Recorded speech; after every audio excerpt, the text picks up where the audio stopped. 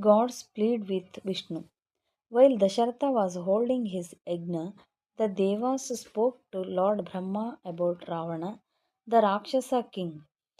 Brahma's boon to Ravana had made him so powerful that he was now treating the Devas and the sages and all creatures very badly and causing them great misery.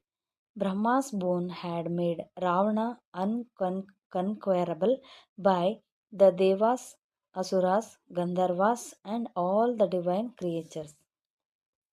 He had been so confident that he forgot to ask that he should not be killed by a human being. Brahma told the Devas about this and asked for Lord Vishnu's help. Vishnu agreed to help the Devas and told them that King Dasharatha of Ayodhya was performing a yajna to obtain children.